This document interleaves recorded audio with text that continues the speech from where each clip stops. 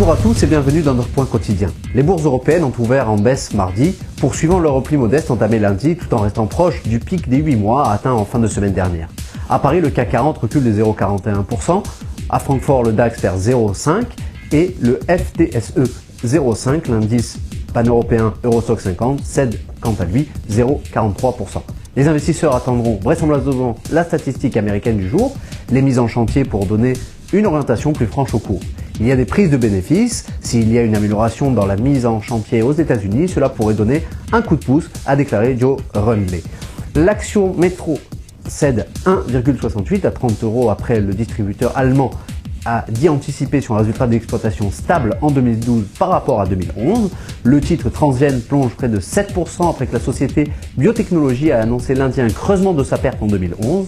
À la Bourse de Londres, l'action BHP perd près de 2% après un premier mini mondial. Il dit que vous voyez des signaux de tassement de la demande en minerais de la part de la Chine.